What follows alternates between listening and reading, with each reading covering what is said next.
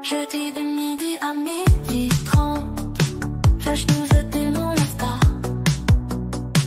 Un invité qui nous raconte l'appli irrésistible. Dis-moi la question minée du théorie avec nos chroniqueurs stars. Et puis la météo de l'IA, la météo de tous nos espoirs. Dis-moi, je peux pas, j'ai IA, you, IA, you, je peux pas, j'ai IA, you, IA, you, la question minée de théorie avec notre chroniqueur star. Et puis la météo de l'IA. Bonjour à tous, nous sommes jeudi, il est midi, je peux pas, GIA, c'est parti. C'est la 20e aujourd'hui et je suis en direct de Belgique où, comme vous le voyez, il a bien neigé. Il y a à peu près 15 à 20 cm de neige. J'ai eu cette surprise en arrivant cette nuit. Voilà, je fais descendre.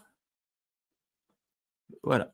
Alors, aujourd'hui, on commence tout de suite avec les Flash News. Petite bannière Flash News. C'est parti. Voilà, les Flash News pour aujourd'hui. Première Flash News. Alors, je vous passe une petite vidéo. Voilà, c'est le CES à Las Vegas qui a commencé ce mardi 7. Et au CES, on voit toute une série de choses.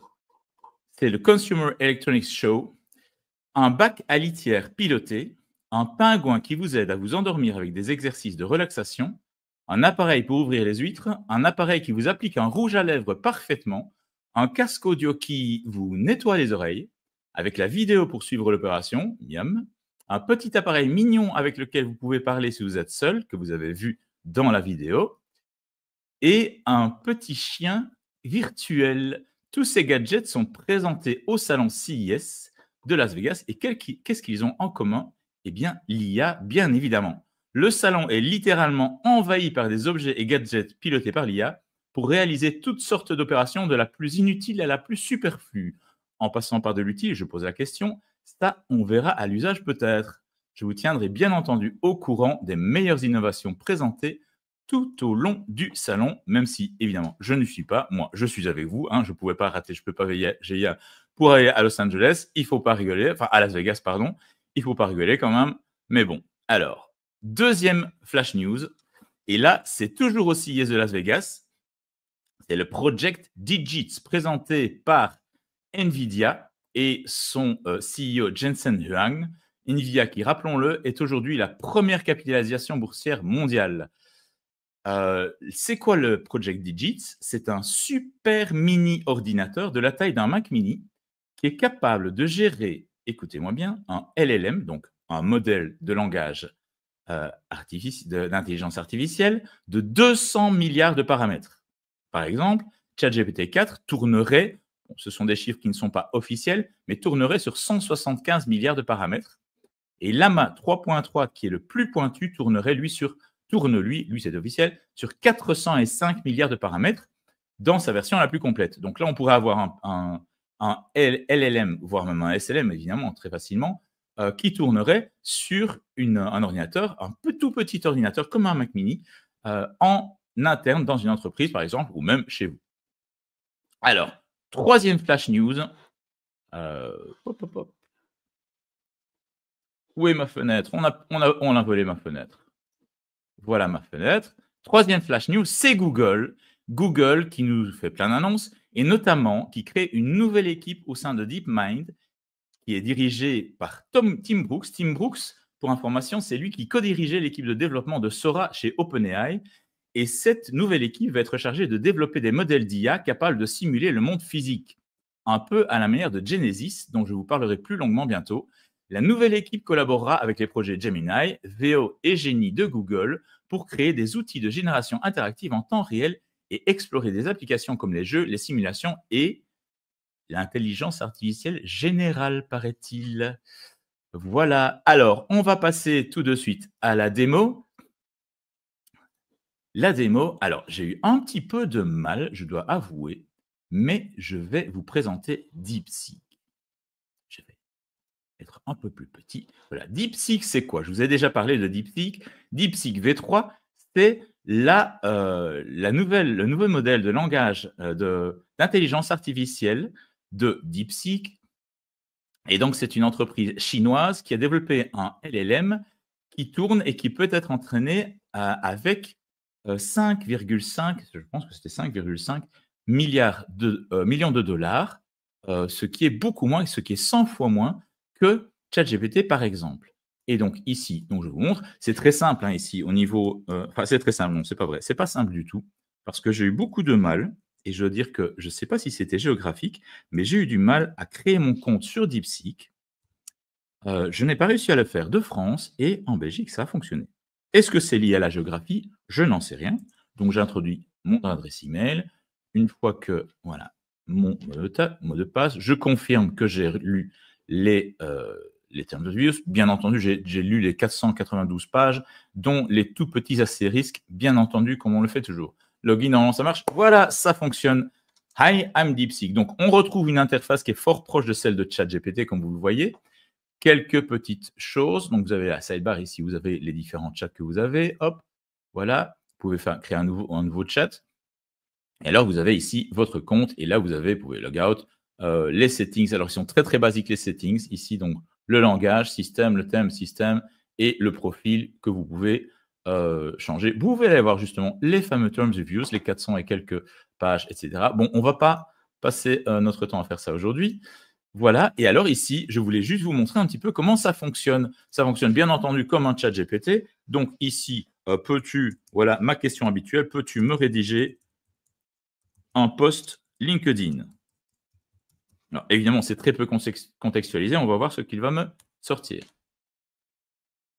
Bien sûr, nouveau défi, nouvelle aventure. Bon, voilà. Ça va assez vite, on le voit en direct, on va personnaliser, etc. Bien sûr. Alors, évidemment, à propos des nouveautés du CES de Las Vegas de 2025. Et ici, je vais lui dire de regarder sur le web. Vous voyez, donc il y a deux fonctionnalités ici, DeepThink que je vais vous montrer tout à l'heure et qui est intéressante et Search. Donc ici, hop, voilà. Il cherche le web, il a trouvé 50 résultats. Donc, une des choses qui est assez intéressante avec DeepSeek, c'est qu'il y a une transparence, ce qui est un petit peu étonnant peut-être pour la Chine. Ici, donc si je clique, hop, voilà, bam. Pas mal. Ah tiens, on parle de Digits. Les écrans, je voulais aussi vous parler de Samsung, de LG. Ça viendra, ça viendra. Voilà, gadget connecté. Ah ouais, c'est assez complet quand même. Ça va peut-être être un petit peu long pour un post LinkedIn réduit à 2500 caractères. Et soit fluide dans le texte. C'est parti. Voilà, pas mal. Donc, on voit ça. Je voulais aussi vous montrer ici, intéressant, 50 résultats. Et on a les 50 résultats qui sont affichés ici dans la fenêtre à droite. Donc, il y a une transparence. On voit où il va. Il cite directement ses sources, ce qui avait manqué au début à ChatGPT. Autre chose que je voulais vous montrer, on va commencer un nouveau chat et on va demander, voilà, je ne sais pas si vous avez entendu parler des difficultés de l'enseigne Jiffy dernièrement, et on va lui demander, peux-tu proposer des solutions pour résoudre les soucis de trésorerie de l'enseigne Jiffy. Et là, on ne va pas lui demander sur le web, on va lui demander DeepThink. Et donc là, on voit thinking, évidemment, c'est pas vrai, une IA ne réfléchit pas, mais tout de même ici, donc elle réfléchit pendant 5 secondes, donc elle compte le temps ici, hop, voilà, de ce que vous faites, du sujet. Donc, all right, I need to help solve Jiffy's cash flow issues. Et donc, on est un petit peu sur un système similaire aux chaînes de pensée. On va aller vraiment, on voit en fait la méthodologie que DeepSeek va utiliser pour aller chercher la solution à votre question.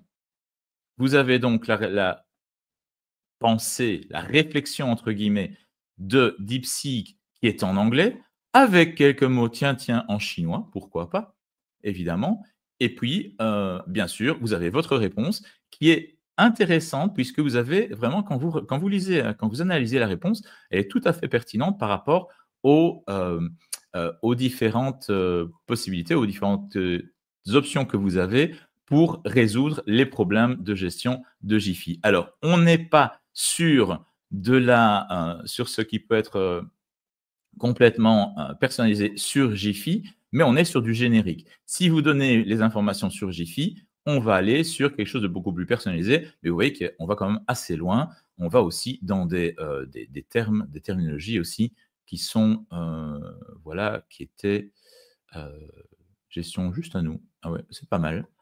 Voilà, vente d'actifs, financement, diversification, amélioration de la gestion. On a une réponse qui est assez complète. Voilà. Et plan de continuité d'activité. Donc, on est vraiment pas loin. Donc, on va passer à la suite. La suite, ça va être quoi? Ça va être l'Appstar. Et l'Appstar, en fait, je vais vous passer une petite vidéo à nouveau. Et je voulais vous parler de Human Linker. Human Linker, vous connaissez, je vous en parle régulièrement. Et là, on a une nouvelle version, Human Linker Horizon. Et lors de la keynote, je vais essayer d'obtenir un rendez-vous pour pouvoir vous présenter, faire une vraie démo sur Human Linker avec quelqu'un de chez Human Linker qui pourra vraiment nous donner toutes les caractéristiques et toutes les nouvelles. Ici, vous voyez que vous pouvez directement dans Human Linker aller faire votre sélection de cibles sur la taille de l'entreprise, sur les services, sur la localisation. Vous allez pouvoir importer les contacts et vous allez pouvoir les intégrer les enrichir tout d'abord avec différentes sources. Vous allez le voir. Voilà. Enrichir avec voilà, les différentes sources, Apollo, etc. Et qui vont pouvoir vous donner après une cible intéressante. Vous allez pouvoir choisir le ton des messages, les longueurs des messages. Vous pouvez aussi personnaliser et vous allez avoir toute votre campagne qui va se gérer automatiquement par Human Linker. Donc, c'est super intéressant. Human Linker, pour rappel, c'est cette fameuse extension Chrome qui va analyser, c'est comme ça que je la présente souvent parce que c'est la fonctionnalité la plus spectaculaire. Vous la connectez à un profil complet LinkedIn et vous allez avoir Jeanne. Vous allez avoir l'analyse disque du profil de la personne qui va s'afficher, le profil complet sur lequel vous pouvez vous baser après pour gérer votre campagne, créer des accroches, créer des emails et toute une chaîne de communication, toute une séquence de prospection par email directement à partir de Human Linker. Voilà. Donc, à suivre très bientôt sur nos écrans. Enfin, la question du jour. La question du jour, c'était une citation de Jean Piaget. Jean Piaget, c'était un psychologue suisse qui est décédé à l'heure actuelle et qui disait « L'intelligence, ça n'est pas ce que l'on sait, mais ce que l'on fait quand on ne sait pas ». Alors, j'ai demandé évidemment à mon ami Claude de me donner son avis sur la question. Et je vous remettrai si vous voulez, sinon vous pouvez aller voir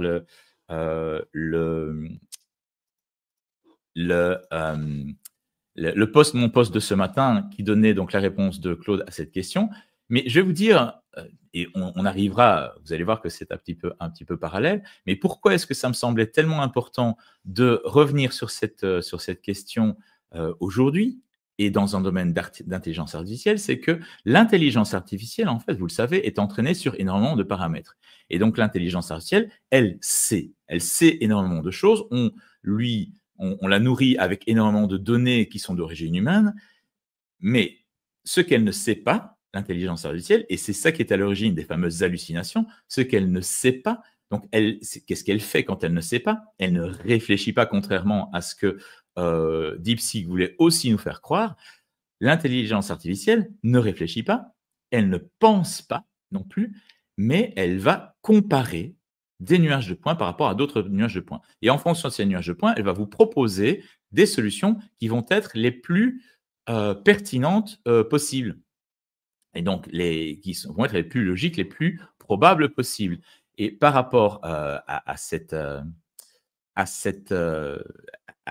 nuages de points, vous aurez en fonction de ce que l'intelligence artificielle sait, en fonction des données avec lesquelles elle a été entraînée, eh bien, vous aurez des réponses qui seront plus ou moins pertinentes. Or, l'intelligence, la vraie intelligence, l'intelligence humaine, ne va pas être celle-là, elle va être ce que l'on fait quand on ne sait pas. Et donc, l'humain va réfléchir et trouver des solutions, connecter des sujets, aller trouver des références, des connexions qui ne sont pas forcément naturelles, tandis que l'intelligence artificielle, eh bien, elle va aller chercher les solutions les plus probables, donc pas du tout faire des connexions qui seront inattendues. Et c'est là qu'on a vraiment une très grosse différence entre l'intelligence humaine et l'intelligence artificielle. Je vous laisse me dire ce que vous en pensez dans les commentaires et n'hésitez pas, j'afficherai vos commentaires. D'ailleurs, je vois que quelques commentaires assez intéressants. Bonjour Gaël, bonjour Béatrice, bonjour Dominique.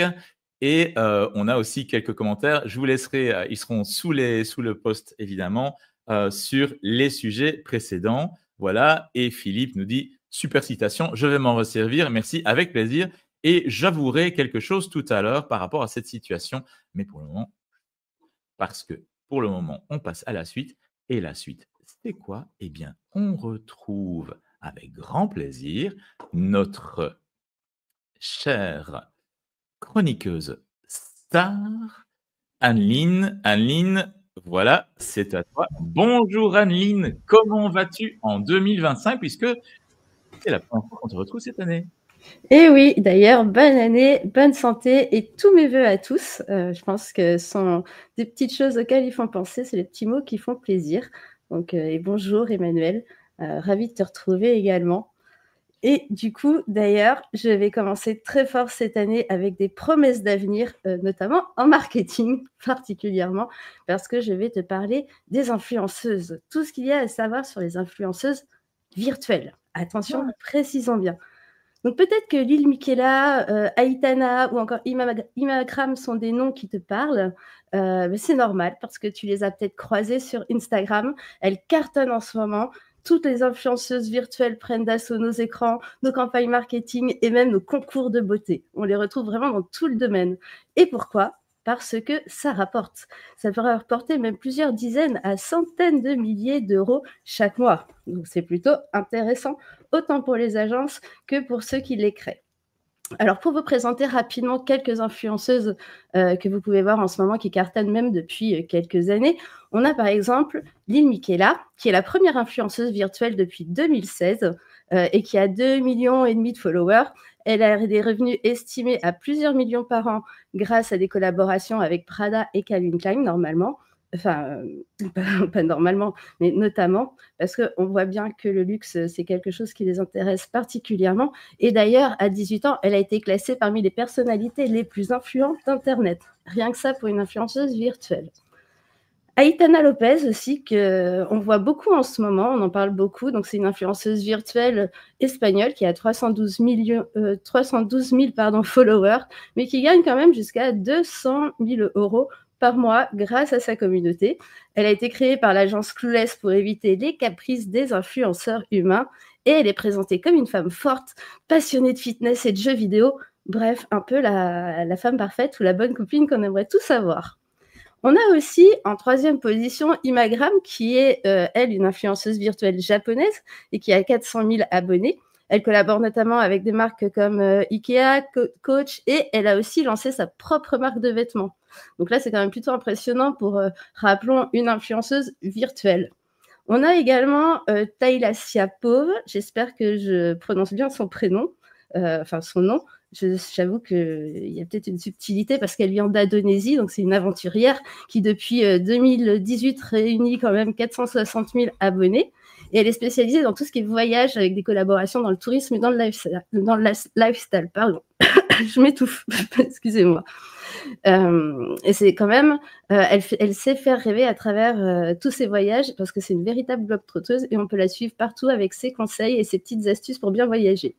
Et enfin, on a la Miss Parfaite qui se dit Bermuday, je crois en anglais, parce qu'il faut le prononcer en anglais. Et c'est une influenceuse beauté et mode de Los Angeles et qui a exploré aussi une carrière musicale. Donc vous pouvez retrouver ses titres sur Spotify parce que Madame chante. Et c'est aussi une grande copine de Lil Miquela. Parce que finalement, dans ce petit univers virtuel, ils sont tous aussi un peu copains-copines, ce qui permet de collaborer entre marques et du coup de faire fructifier un petit peu plus la création. Donc, comme je vous le disais, d'ailleurs, pour parler de revenus, on arrive quand même à des revenus en moyenne de 10 à 35 000 euros par mois pour celles qui marchent bien et plusieurs centaines de milliers d'euros pour celles qui marchent très bien. Et pourquoi ça marche ? Parce qu'ils sont 100% contrôlés par leurs créateurs, sans les aléas des influences humaines. Donc, pas de caprice, pas de maladie, pas de transport à l'hôtel, pas de transport en avion, pas voilà, tout ce qui peut être aux aléas de l'être humain, et ben là, il n'y a pas. Alors maintenant, vous allez me dire, c'est intéressant. Comment je pourrais faire pour créer une influenceuse IA et moi-même me lancer dans le marché ? Alors, il y a plusieurs applications qui sont là et qui vous rendent les choses possibles, notamment Opod ou Render. Donc là, aujourd'hui, je vais vous parler de Render, c'est ce qu'on va voir dans la vidéo. Donc à partir de là, très simplement, vous vous rendez sur le site, vous tapez un prompt, vous choisissez un format et vous cliquez sur Generate. Vous allez voir, il vous le montre dans la vidéo. C'est très facile à faire. Et vous avez un résultat en quelques secondes qui est complètement bluffant de réalisme. Non, il faut quand même l'avouer. C'est quand même surprenant en quelques secondes.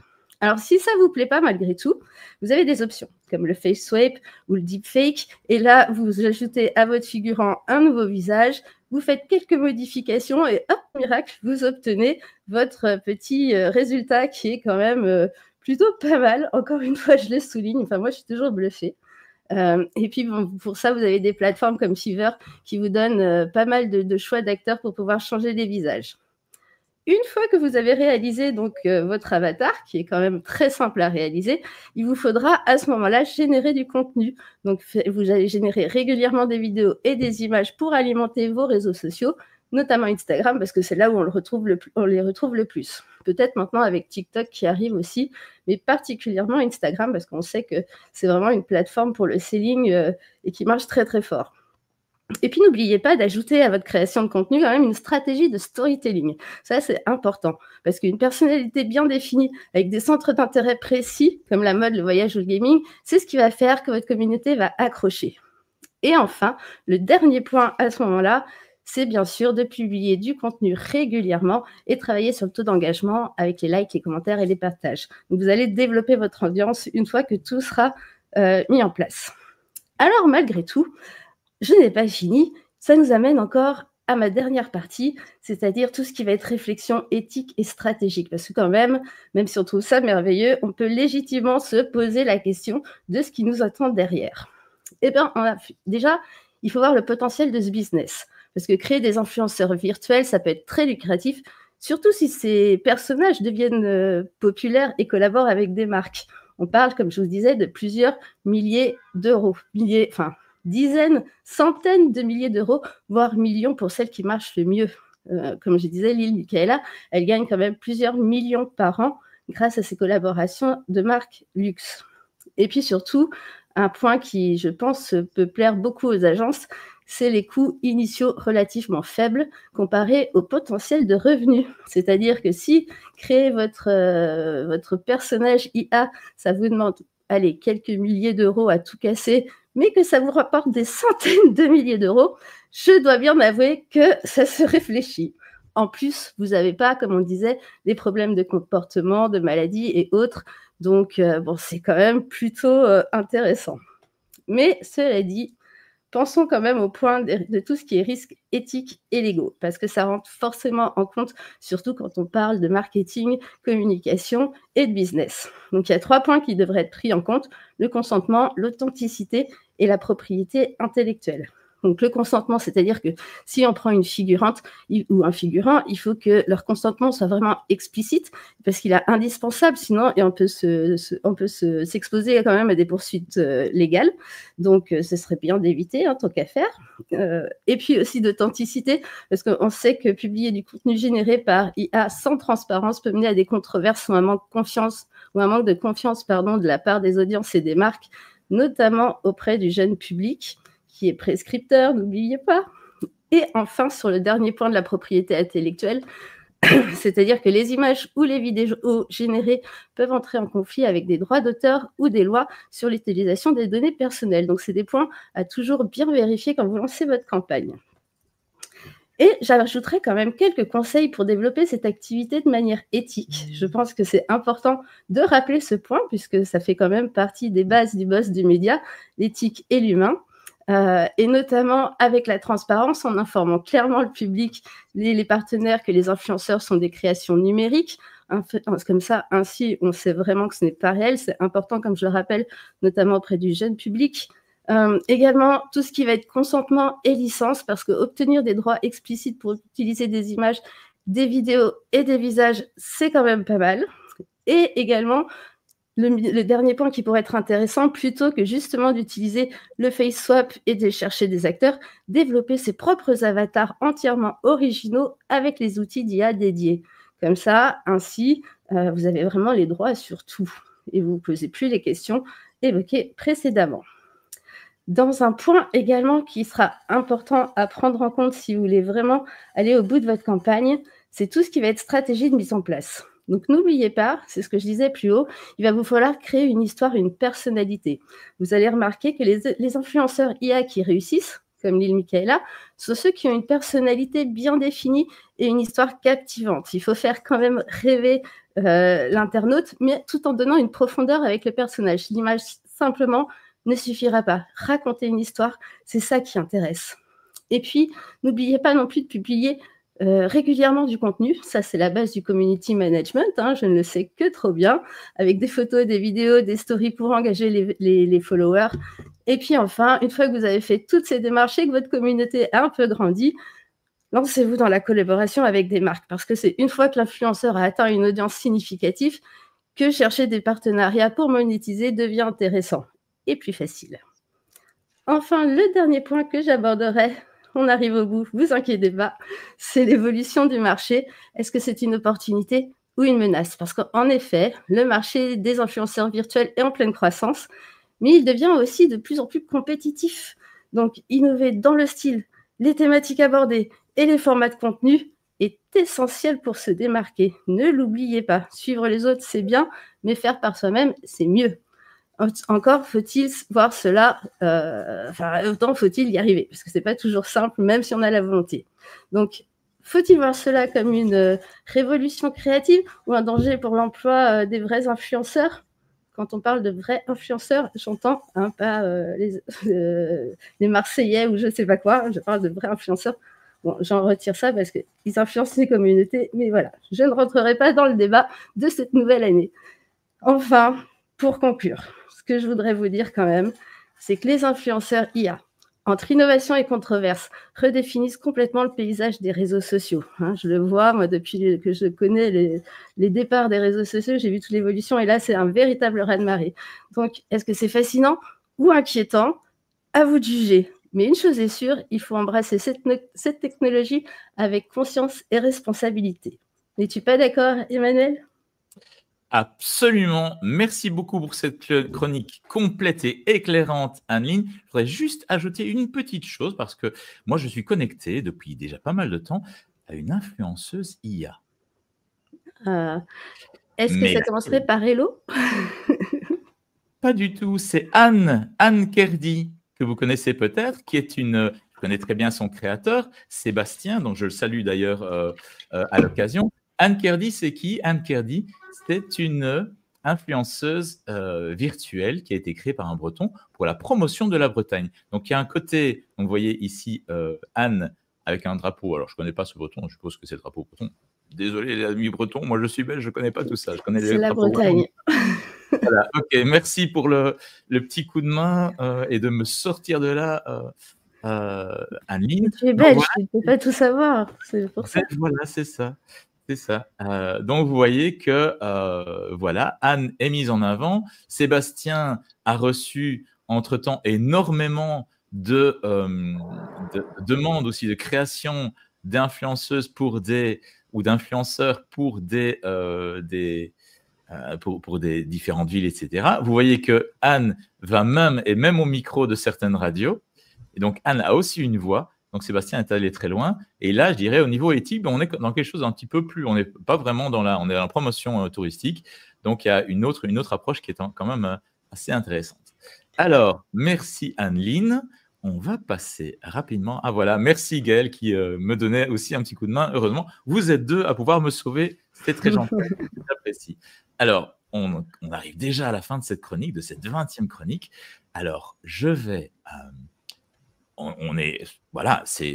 parlait de neige tout à l'heure, en début de chronique. Eh bien, aujourd'hui, maintenant, ça va être la météo des IA. La météo des IA, c'est quoi? Aujourd'hui, le chiffre du jour, c'est 60. 60, c'est la valeur en milliards de la capitalisation de Anthropic. Alors, on n'est pas encore sur les terres de OpenAI avec ses 157 milliards, mais tout de même, Claude arrive à tailler une part assez importante du gâteau de la capitalisation boursière. Et donc, Claude commence vraiment à devenir un challenger très, très sérieux pour OpenAI. Et vous savez que pour moi, c'est quand même... et pas que pour moi, je sais que certains parmi nos auditeurs ont aussi adopté Claude et qui apporte un niveau de rédaction qui est un petit peu plus pertinent en général que celui de ChatGPT. Voilà, eh bien, c'est sur ceci que se clôture notre 20e édition de Je peux pas GIA. Et donc, bon appétit les boss. Et on se Bon appétit à tous. Jeudi prochain. Anne-Lyne, tu seras avec nous jeudi prochain? Bien sûr, je ne louperai ce rendez-vous pour rien au monde. Et tu sais, entre nous, est-ce que tu sais déjà de quoi tu vas nous parler? Peut-être. C'est une application qui plaira beaucoup parce que ça va faciliter la création de vidéos, mais je n'en dis pas plus, c'est mon secret. Roulement de tambour. Eh bien, sur ce, on vous dit bon appétit. À jeudi prochain. Il y a la neige qui tombe du toit là à côté de moi. Ouh là là. Voilà. C'est le tremblement de terre qui clôture le Je peux pas GIA numéro 20. C'est parti avec une petite vidéo d'outro. Normalement, ça va se lancer tout seul. À bientôt. À bientôt. Je peux pas GIA, you, EA, you, je peux pas GIA, you, EA, you, la question minée, météo en lit avec notre chroniqueuse star. Et puis la météo de l'IA, la météo de tous nos espoirs. Jeudi de midi à midi 30, Flash News et démon la star. Un invité qui nous raconte l'appli irrésistible du mois. Je peux pas GIA.